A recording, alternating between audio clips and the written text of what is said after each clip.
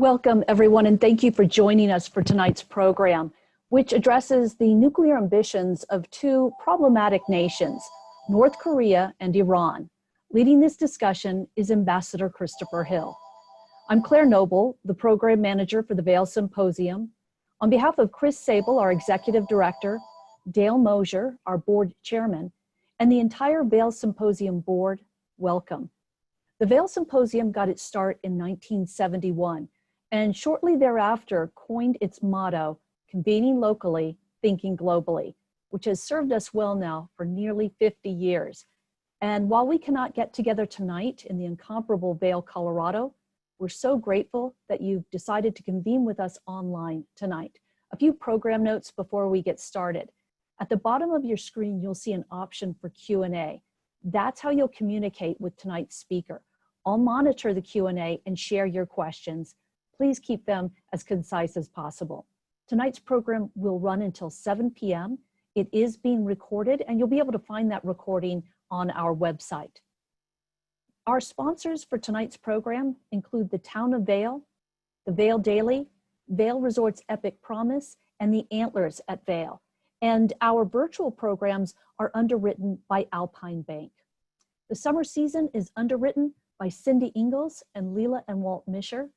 And the Vail Symposium is supported by a generous grant from the Frechette Family Foundation. Funding has also been provided to the Vail Symposium by Colorado Humanities and the National Endowment for the Humanities as part of the Coronavirus Aid, Relief, and Economic Security Act Economic Stabilization Plan of 2020. Please plan to join us on Thursday, August 13th, when we examine how the pandemic will shape the emerging Sino-US rivalry. University of Denver professor Sam Zhao is joined in conversation with veteran ABC correspondent Greg Dobbs to consider this question.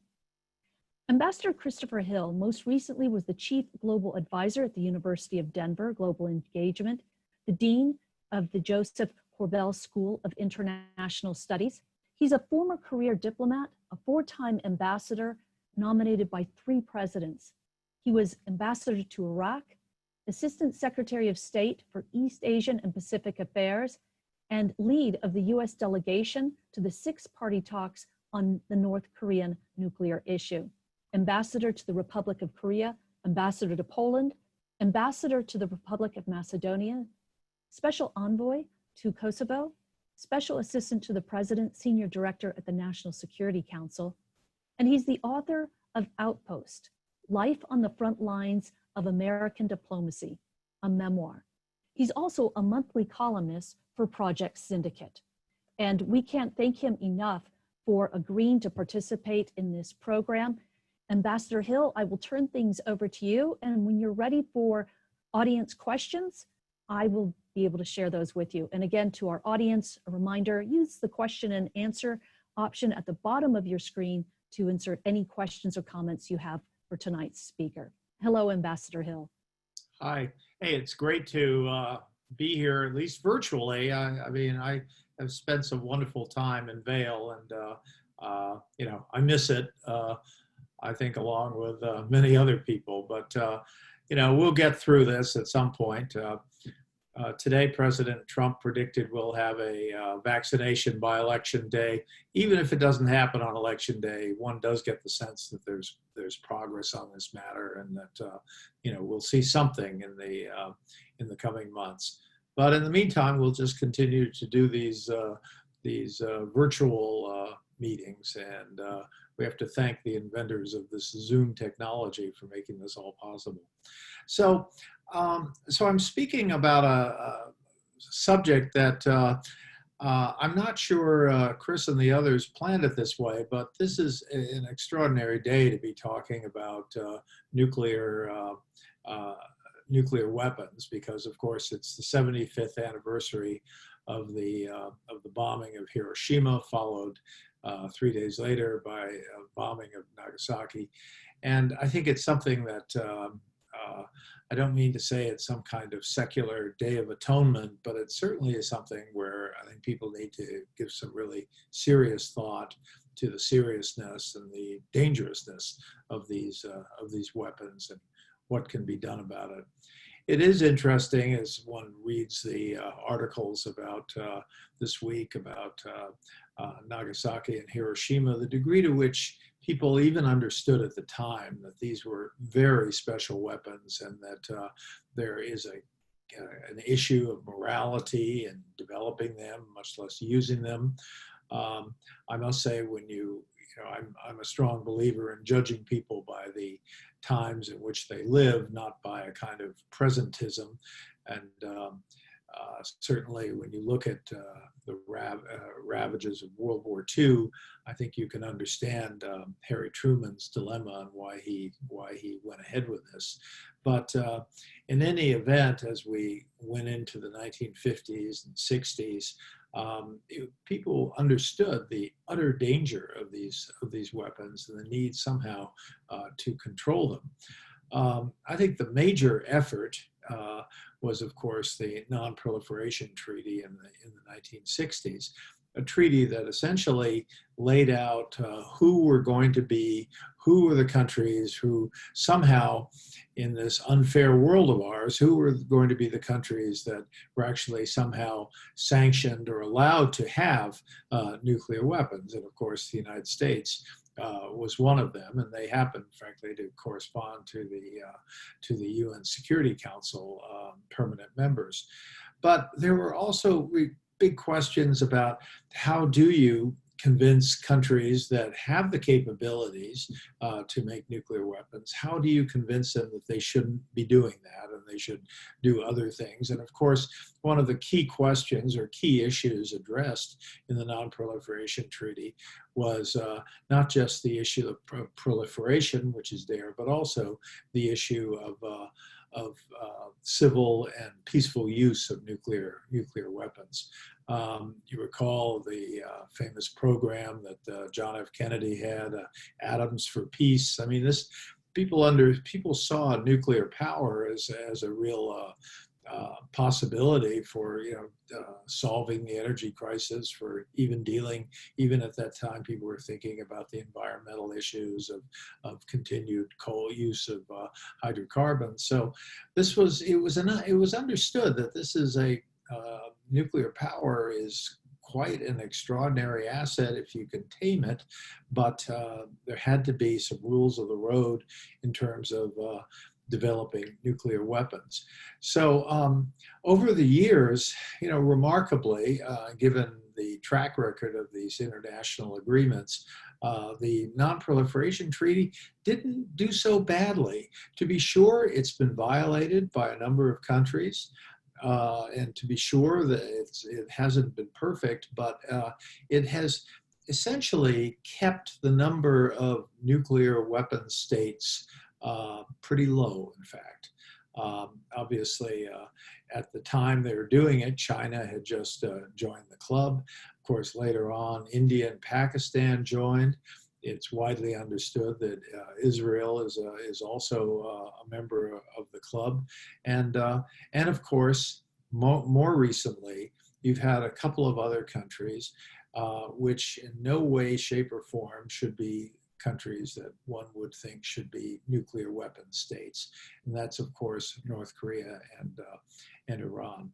What to do about them, of course, has been a huge problem for presidents, starting with George Herbert Walker Bush and looking at the issue of North Korea, but also starting on the question of Iran. This really started coming to a head during the Bill Clinton era. So I think these are the two issues, North Korea and Iran, that are really, I think, the most difficult nuclear problems right now. So let's talk a little about where these countries are and where they're likely to be in the future. Starting with Iran, a key question or key difference between Iran and North Korea is Iran has never acknowledged that they are interested in building nuclear weapons. They've always used this idea that what they are interested in is having a civil nuclear program. Well, on the face of it, when you look at the fact that Iran has some 4 million barrels of, produces some 4 million barrels of oil a day, you sort of wonder, well, if they're doing that kind of thing, why would they be interested in having nuclear civil nuclear program? So I think the right approach to them is to assume otherwise, and to assume, in fact, that Iran has an interest in pursuing a weapons grade uranium, and ultimately in being the sort of Islamic bomb that counters Israel's bomb.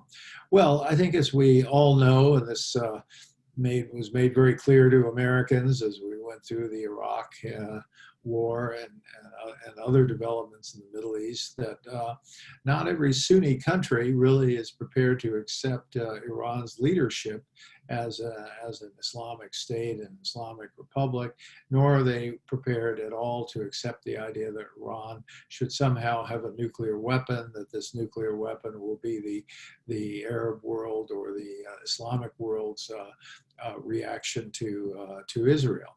So I think one of the main concerns about Iran having a nuclear weapon is that that is essentially a Shia weapon, and you would have very soon on its heels, if Iran were accepted as a nuclear state, you would have a Sunni weapon as well.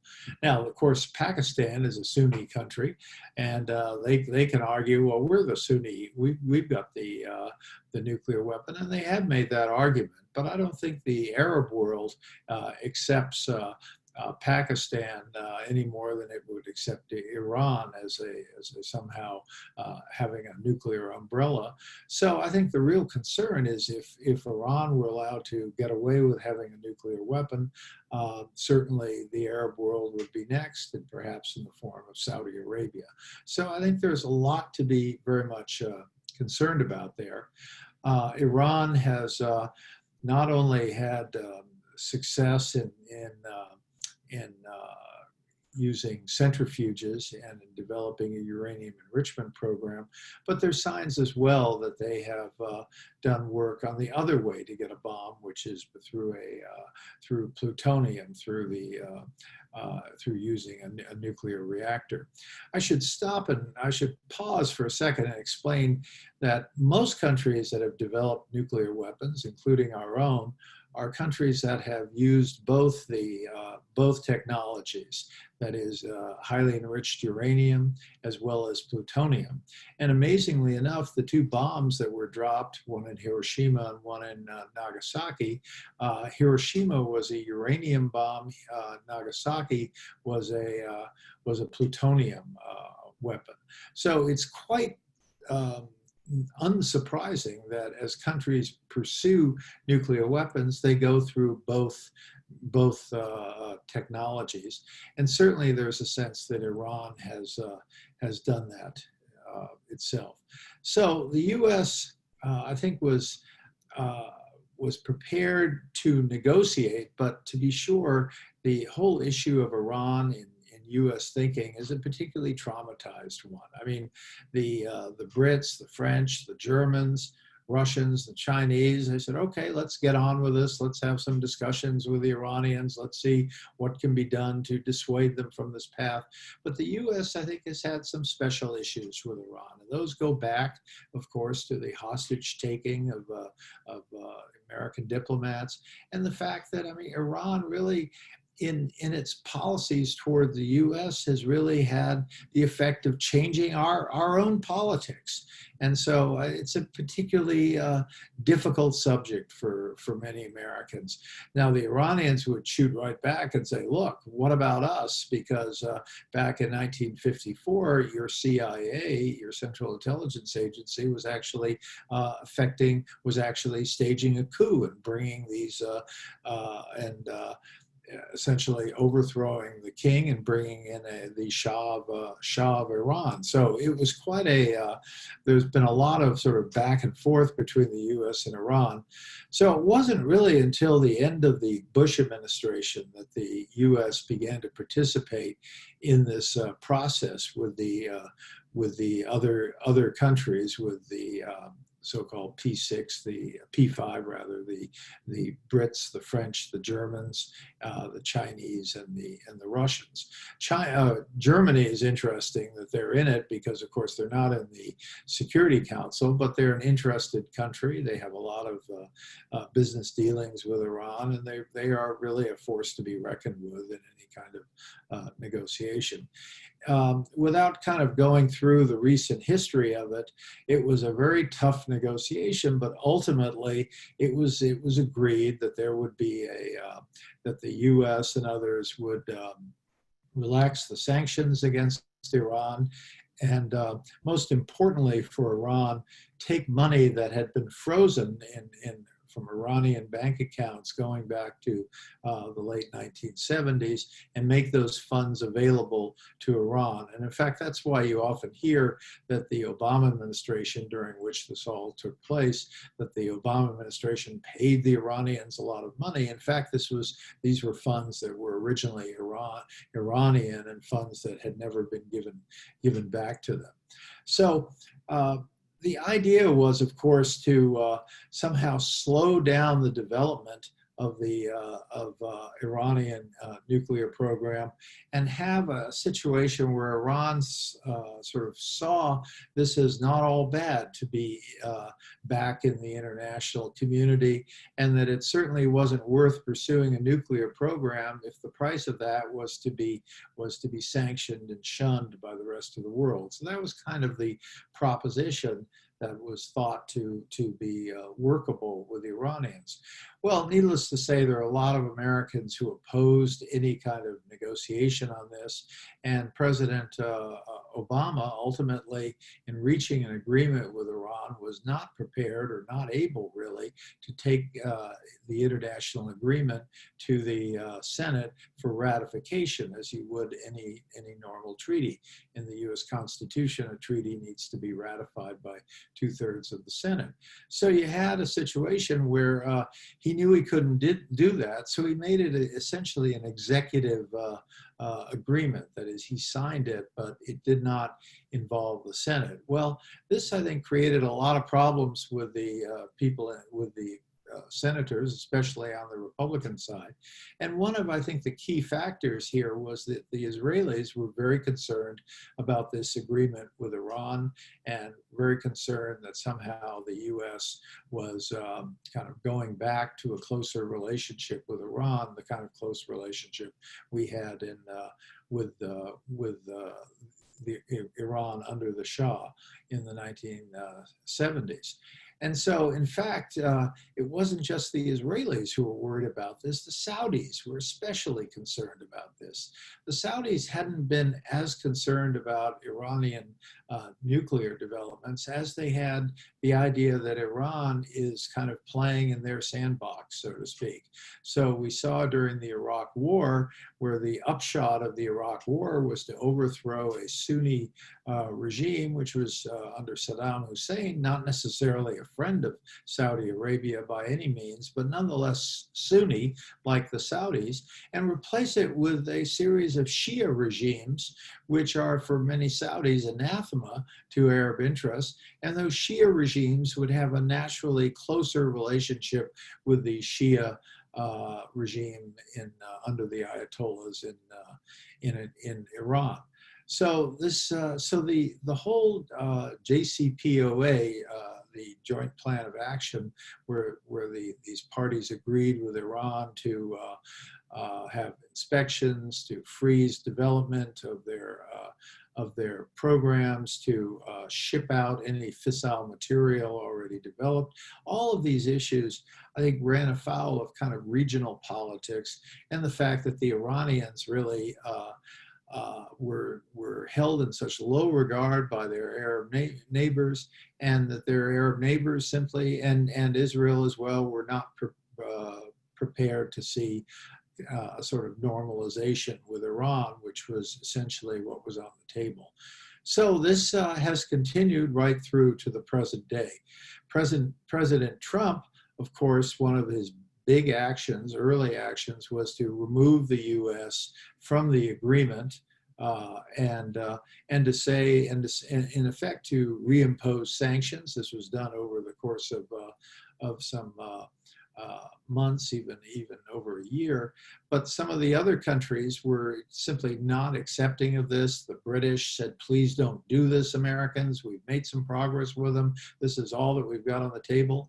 And the Trump administration really pursued the idea that you can't trust them. And besides, Iran has been so hard hit by the sanctions. Why are we relaxing sanctions in an effort to get them to give up their nuclear weapons? They're already being hurt badly by those sanctions, and we should stay the course with sanctions and perhaps get into a situation where the Iran regime will ultimately collapse. So this has not been an easy process, obviously, and especially for the Europeans who are more dependent on Middle East oil than the US, it's been especially problematic to have the US in this other course. Just over a year ago, when the French hosted the G7 meeting in France, Macron invited the Iranian foreign minister, who is actually a University of Denver graduate, Javad Zarif, to come to France. And the hope was that he would have some meetings with the Americans. President Trump was not interested in pursuing that. That was kind of a bridge too far at that point. So the US essentially did not try to begin any discussions with the Iranians, but there were a lot of discussions between the US and the Europeans. When I was in New York last September, it seems like 10 years ago, given this COVID issue, but last September, I was asked if I wanted to meet our University of Denver grad, and I had met him before, but he suggested we have a meeting. So I went up to his hotel at the Plaza Hotel just near the UN building. And what he told me was quite extraordinary, and it was really borne out by other information I got, which was that the French were brokering a deal by which the US would agree to relax the sanctions and to go back into the JCPOA, in return for which the Iranians were prepared to make some of the provisions of it permanent. That is, right now, the denuclearization provision only goes for about a decade. So the idea was the Iranians were prepared to make it permanent. Moreover, the Iranians were prepared to make the fatwa against nuclear weapons issued by the Grand Ayatollah and put that into legislation in the Majlis, that is the Iranian parliament, and so make that the law of the land. The Iranians were also prepared, according to Javad Zarif, to find ways, use its good offices with the Yemeni rebels, that is the Houthi in Yemen, to get them to kind of cease and desist and to find a solution there. And so it was, and they were also prepared to have a kind of regional missile ban and to reduce their presence and take out their forces in Syria. Sounded kind of too good to be true. And the President Trump, insisted that if he's going to go along with this, he wanted to hear it directly from the Iranians. The problem there, however, as Zarif explained to me, he said his one instruction in going to New York is you're not going to meet with President Trump. So the issue was, he said he couldn't really trust the president. What if the president said, okay, sanctions are off, and then Zarif goes back in triumph to Tehran, and then the next day the sanctions are back on. So whether Zarif is spinning or whether he's telling the truth, it kind of speaks to the fact that there is a lot of distrust between the U.S. and the Iranians. It's quite frustrating for Emmanuel Macron, the French president, who apparently had worked very hard on getting the U.S. and Iran together, but that clearly is not happening right now. And I would say we're continue to be on a collision course with the Iranians not wanting to totally break the agreement, even though they have done some enrichment, which is a technical violation. But they, I think, are hoping that the U.S. will come around and they can get back to the agreement. Needless to say, there are a lot of people in Iran who are not very happy with the whole arrangement anyway, and would love to show that Javad Zarif is kind of soft and is anxious to please the Americans. So Zarif is not in a position to do that if he values his future career. So right now we are really, I think, have no kind of way forward with Iran, and I think it may have to await if we have a new administration or if we have some new thinking in the event that President Trump is reelected. The Iranians are facing serious economic problems. Those economic problems have been made worse by COVID. They were hit pretty hard by COVID-19 early on. I think most people recall the extraordinary scene of their health minister essentially dying on television. So this is a country that's been hard hit by it. But there's been kind of no effort on the part of the U.S. and, frankly speaking, on the part of the Iranians since that effort early in fall 2019 to see if we could make some progress. So I think that is one of those issues that every administration leaves the next administration with problems to resolve. And I think the Trump administration is probably not in a position to get itself organized, let alone to deal with the Iranians, and nor are the Iranians interested in figuring out a kind of negotiating position forward with the U.S. So I think this is one that's going to be left to the next administration. Turning to the other side of the world, North Korea, unlike Iran, North Korea has made no secret that they want nuclear weapons and have wanted them since the late 1960s. They asked the then Soviet Union if they could have a reactor to create the spent fuel that is then taken to a reprocessing facility that is then turned into weapons-grade plutonium. The Russians, the Soviets at the time said, no, we're not going to help you do that. They did give them an experimental reactor, and I think it's fair to say the North Koreans learned a lot from that, but they did not learn, of course, at the time how to make plutonium. So this kind of picked up speed in the early 1990s. Not coincidentally, it was a time when the Soviet Union essentially went out of existence. And for countries that had been dependent on the Soviet Union, those countries had to kind of were on their own. The North Koreans never really thought the Soviets would come to their aid if they were invaded or something. But at the same time, the North Koreans also felt that they better develop their own capabilities.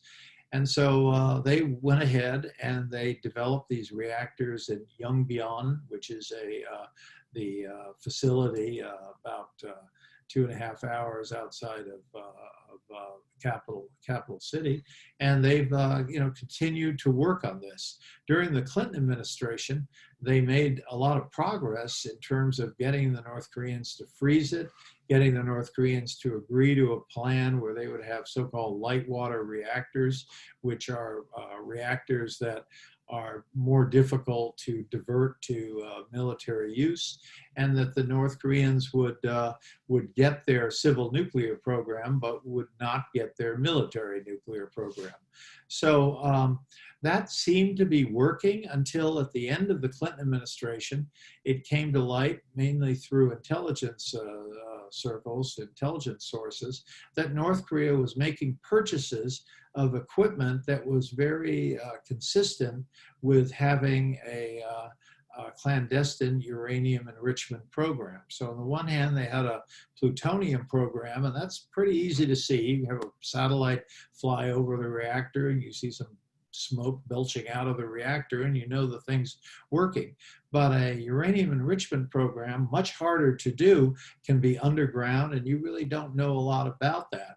So when this piece of intelligence was turned over to the George W. Bush administration in the after January 2001, that administration essentially went to the North Koreans and said, "We understand that you have this other means to a bomb." And the North Koreans appeared to say, "Well, you caught us. You're right. That's exactly what we're doing." In fact, I think it's one of those examples of North Korean sarcasm. But nonetheless, I mean, there was, they went to Kang Suk-ju, the deputy foreign minister. They sent a whole delegation there. And Kang Suk-ju said, "Well, you found our uranium enrichment program. Well, we have even bigger weapons than that." So there wasn't much effort by the North Koreans to see if they could get back into a negotiating framework. And so understandably, the George W. Bush administration pulled the plug on the various agreements. The Clinton administration had been giving the North Koreans some oil supplies, various things to try to keep them going, provided they kind of stayed on the wagon and stayed off of producing nuclear weapons.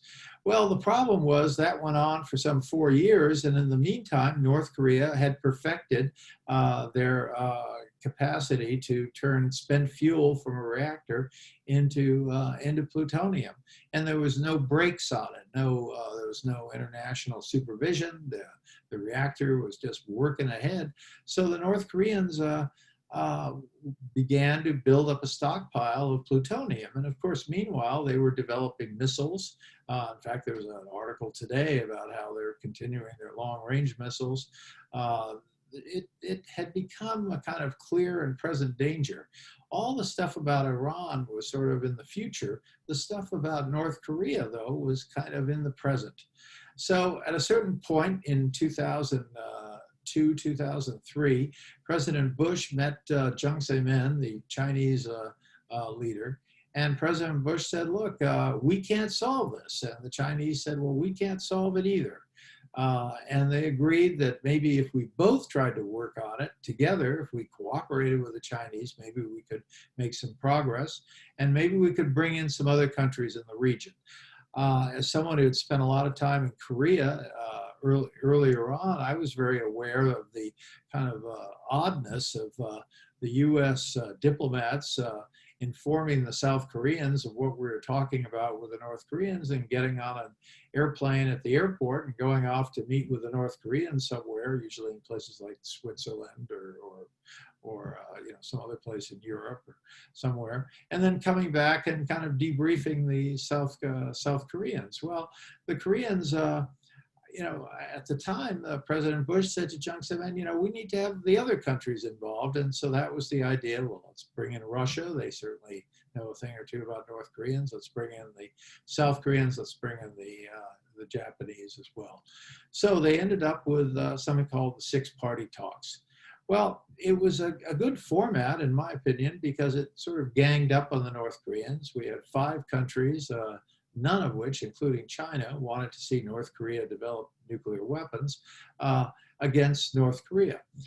So understandably, I guess, the North Koreans boycotted it.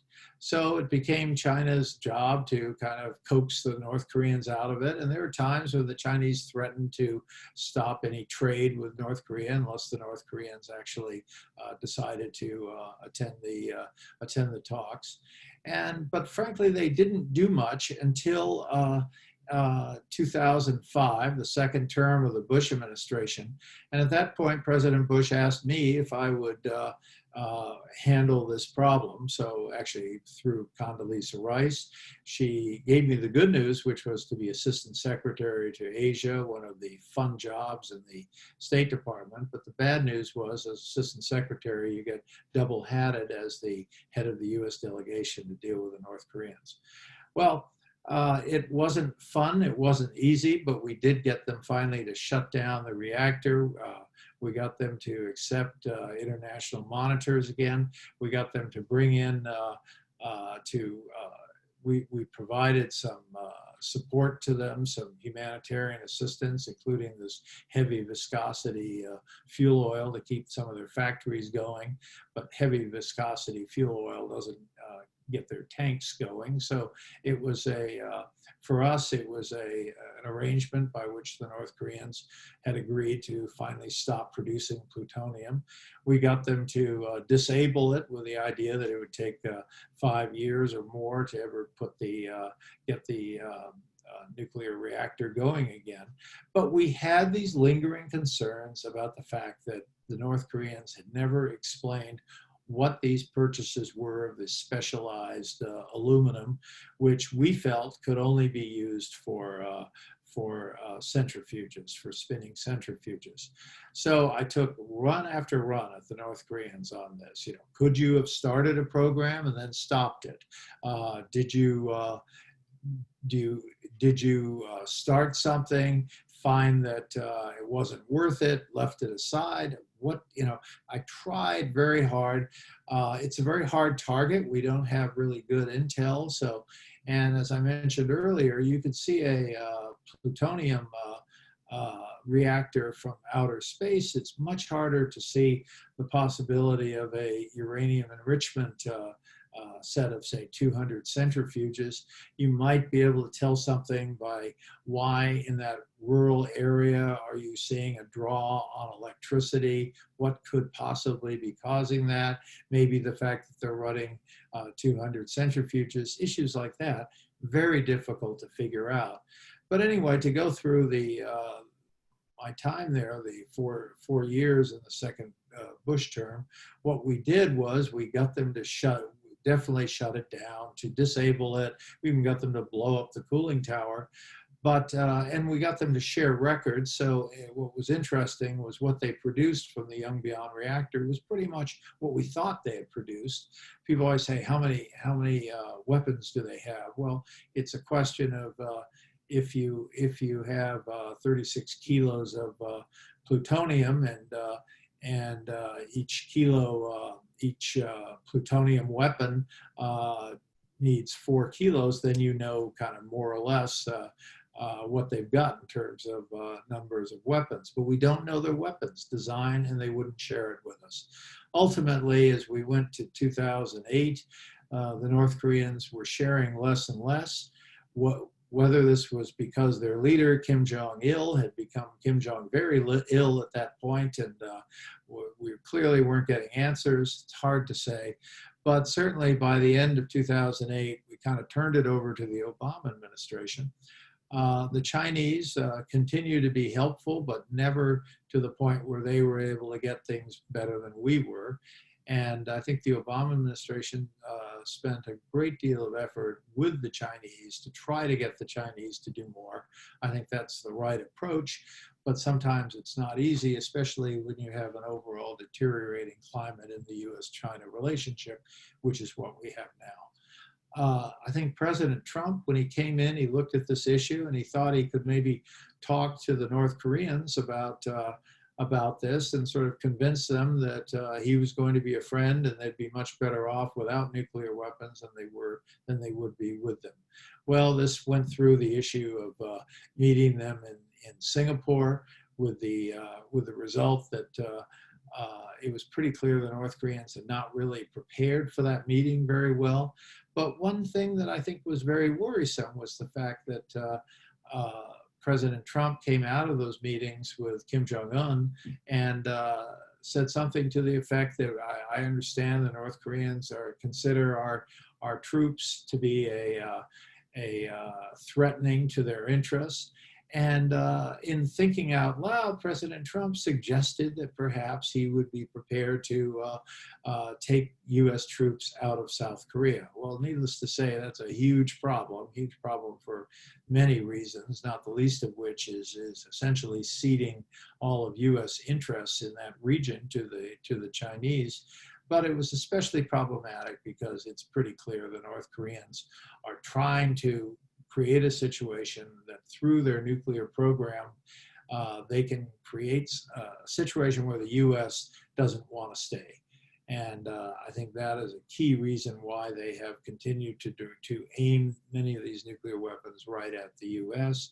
and to put a U.S. president, perhaps a future U.S. president, in a position of saying, well, if we get involved in this mess in the Korean Peninsula, we could end up with a situation where they could launch an attack against us. So President Trump, I think, hoped that he could reach some kind of grand bargain. He's not a step-by-step guy. I mean, during the Bush administration, we worked just painstakingly. Okay, we'll do this if you do that sort of thing, which is usually how diplomacy works. It's 3 yards in a cloud of dust. But the president thought he could kind of do it all at once. And then amazingly, the following February, end of February 2018, the North Koreans came to Hanoi with a grand proposal, and that was to get rid of all of Yongbyon nuclear facility. Well, that was, to me, pretty interesting. Needless to say, we knew at that point that they had other uranium enrichment facilities, and they hadn't come clean on that fact, although they had acknowledged finally that they were in that sort of technology. But to just get rid of the old plutonium facility in Yongbyon was not worth giving up all the sanctions. And you recall at the beginning of the Trump administration, there was a lot of progress in terms of strengthening the sanctions along with the Chinese. So the president said no to that. And the North Koreans essentially took their plans and rolled them up and went back to Pyongyang, went back to the capital of North Korea, and essentially haven't had any serious negotiations since. So I would say as we go to this election year, and if there's a new president, that's another issue that President Trump will leave to to Joe Biden to try to address. My own view is on the issue of Iran, that I think there's some real space for improving that situation. I think it needs to be a dialogue with the Iranians on regional issues. There needs to be a real no-kidding meeting with the Iranians on their mischief, whether it's in Iraq or Syria. But I feel that there's kind of a way forward in the negotiation there. I think with respect to North Korea, it is pretty clear the North Koreans are not prepared to give up their nuclear weapons. It's not that they want them for defensive purposes. I've never believed that. I think what they really want them for is to create the circumstances, as I explained a few minutes ago, that the U.S. would ultimately say, you know, the South Koreans can probably handle this. Why should we stay there? And so to essentially to encourage the U.S. to leave. And I think that would be quite disastrous for the U.S. So I think we're going to have a tough way ahead with the North Koreans. I'd like to see us work more with China. I know that's very difficult, and it's a sort of triumph of hope over experience, although I do believe the Chinese have been helpful from time to time with the North Koreans. And to quote what Condi Rice used to say, we need to kind of create some patterns of cooperation with the Chinese, and I would think that might be one of them. So I hope we can kind of get back at that. I would like to see a very robust effort to undermine what the North Koreans have going. It's clear we've done some of that with the Iranians, with various cyber attacks against the Iranians. I think we should probably do more of that kind of thing against the North Koreans, with the understanding that it's a very hard target to get at. So I'm not casting any aspersions for the fact that we haven't done enough in the past. It's just very hard to get to them. But I do believe that the Non-Proliferation Treaty has been a good thing in the world. It has definitely limited the number of nuclear wannabes. But I think if North Korea and Iran get away with these nuclear programs, it will be a severe undermining of the Non-Proliferation Treaty, and will create the circumstance where kind of anything goes, and there could be another country engaged in this very soon. So I hope that any administration, in fact, if the Trump administration wins again, I hope they will rededicate themselves to the task that these nuclear issues need to be resolved. I think the Trump administration was unrealistic about how to do it with Iran, because they've created a situation where none of our partners really want to work with us anymore.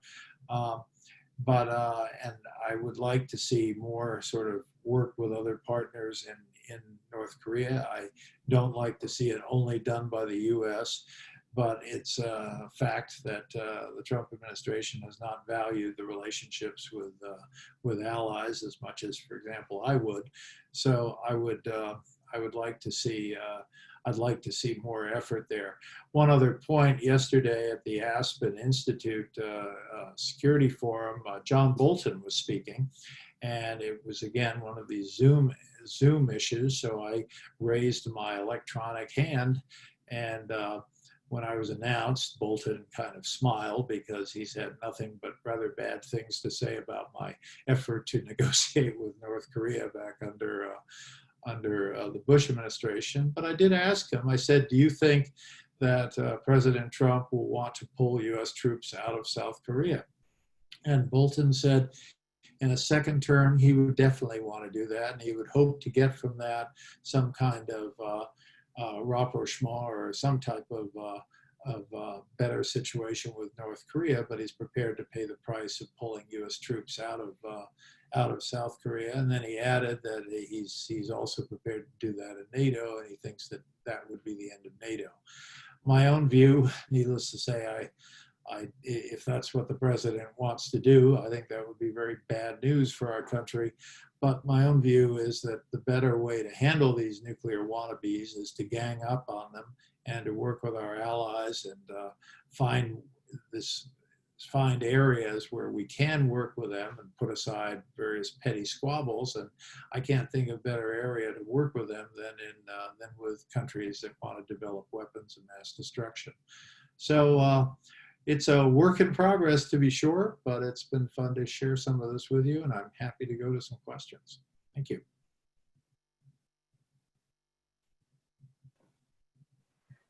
Thank you, Ambassador Hill. We do have a number of questions. I apologize in advance to the folks who've asked questions if we don't get to your question. So we'll start with Chris Matlin, who's asked, to what extent is Israel undermining Iran's nuclear program?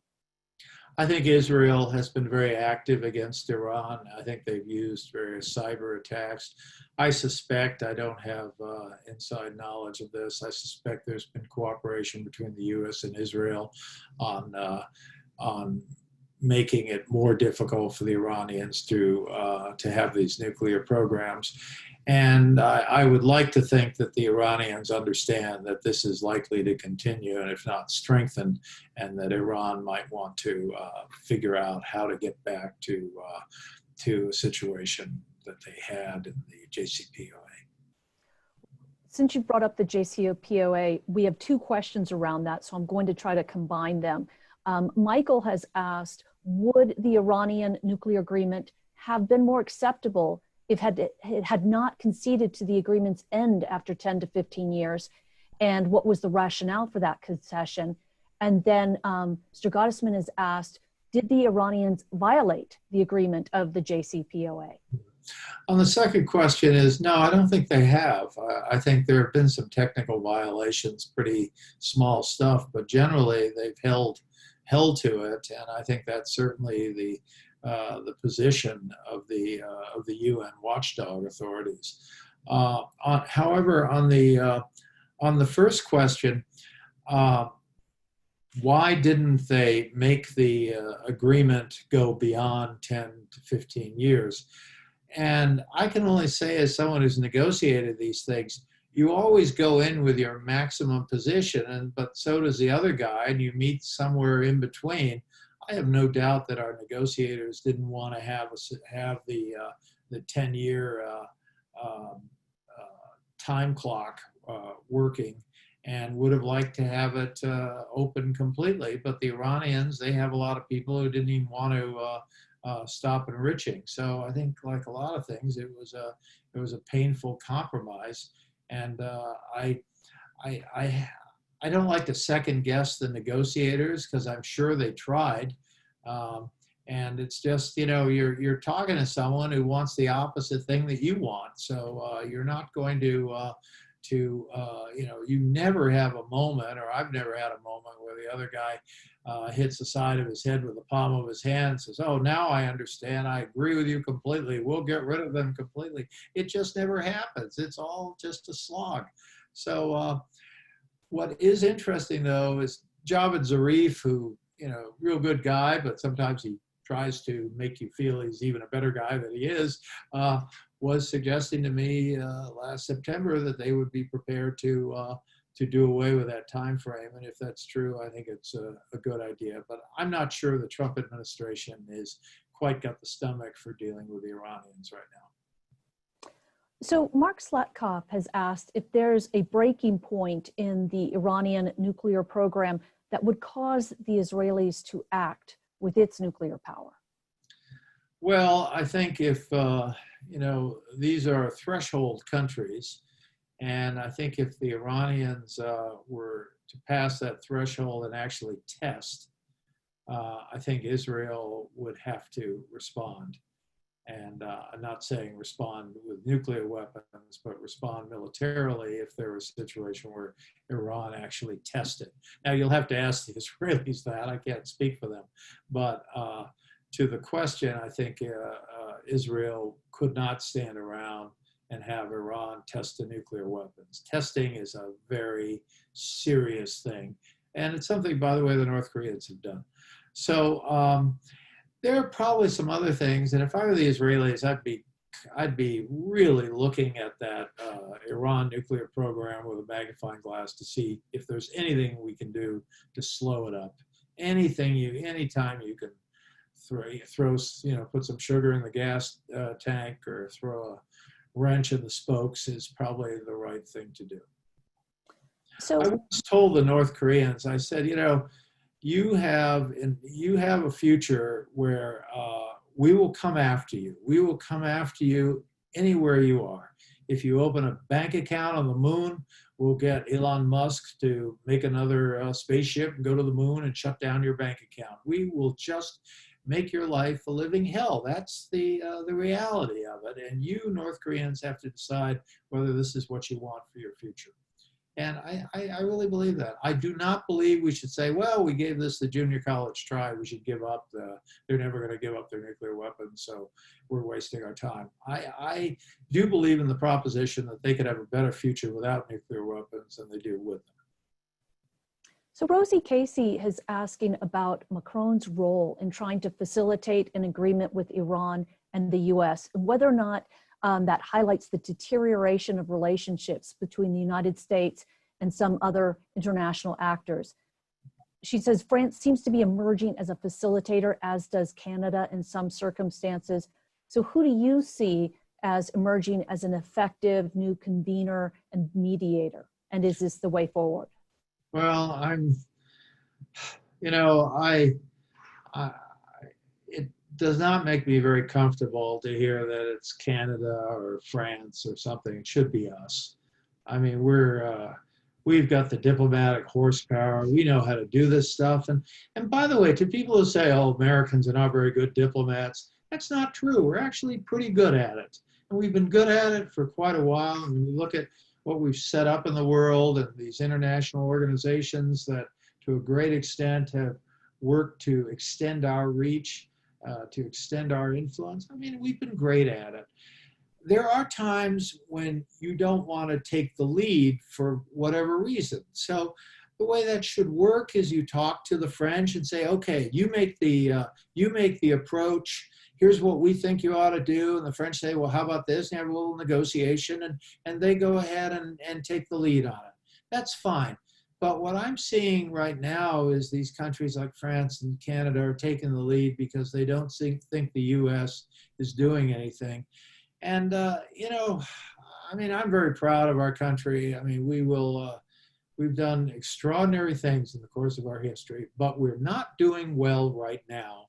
And I can hardly fault some of these guys, whether Macron or Trudeau or the others, in their concern that we're not playing the role that we surely can play and we're so good at doing. So don't get me going on that subject. So Marcia McCulden has asked, when will Japan decide they want a bomb? Yeah, they could make a plutonium bomb in an afternoon. I mean, they have the technology, they have the spent fuel. They could do this very quickly. I think when you look at polling data in Japan, it's no longer 0% in terms of people who want a Japanese nuclear weapon, but it's not 0, but it's still pretty limited. And so I think the idea that the U.S. nuclear umbrella, as we've called it over the decades, I think that still works, but I think there's an increasing concern that maybe it won't. So I think for now they are not interested in it, and for a lot of very obvious reasons. But I think if there's more of this kind of reducing of our alliances to these kinds of deals where you do this and we do that, I would not be surprised if someday in the future we are confronted with a Japanese public that wants to see their country do more for their own defense. Horrific as that sounds, and far-fetched as it sounds, but I think unfortunately, that's kind of the trajectory. Is it possible with these harsh sanctions we've overplayed our hand in Iran? And what I mean by that is recent reporting of a very large agreement between China and Iran for assistance by the Chinese for things like ports and rail yards, and also military exercises in exchange for Iran selling their oil to China at a very favorable rate. I don't know if the Iranian parliament has agreed to this agreement yet. Yeah, it has not, but the fact that it's been reached, it's probably going to happen. I wouldn't look for the parliament to veto something that the Islamic Republic government does. My own view is the Chinese, to use the old cliche, do play the long game. And I don't think it's just about Iranian oil, nor is it just about the Chinese political or strategic interests. I think it's all of the above. And so I think the Chinese are serious about this. And the Iranians, I think, probably have no particular love lost with the Chinese, but I think for their own interests and purposes, they would be interested in, they would want to pursue this. So I think to some extent we have been too emotional in dealing with Iran. I think we've been a little too solicitous of the Saudi concerns on Iran. And so I think it would, to me, behoove us to kind of take a good hard look at that country. It's a serious place. It's on the magnitude of 80 million people. Like a lot of serious countries, it goes back. It's got a 4,000 year history. And I think to just kind of dumb it down to some bad guy out there in the world, I have a lot of respect for George W. Bush, but I think that axis of evil line, I didn't mind seeing North Korea in that, but I have a problem with Iran. I think it's a far more complex entity than just to dismiss it as just another bad guy out there, even if their behavior is bad. I think we need to understand it's a serious place, and it behooves us to understand it better. So we're just about out of time. I have one last question from Lauren Hershey, who asks, if you have the opportunity to become Secretary of State, would you accept the offer if made by the next administration? I never reject a job that hasn't been offered. And I would say to any of your younger members there, if you have an opportunity to serve this country, I mean, I don't mean to put down other countries, but it's a great honor to serve the United States. And no matter you know, what your age and what your station in life, I think you should take an offer seriously. But no, I haven't been offered to be the Secretary of State. And I frankly would hope that, you know, this is going to be a tough election. And I think people ought to keep focused on November 3rd and not November 4th. Ambassador Hill, thank you so much for your time tonight. It has been an honor, and thanks to everybody in our audience for joining us this evening, and I hope you'll join us next Thursday, August 13th, when we look at the emerging US-Chinese rivalry. Good night, everybody, and thank you.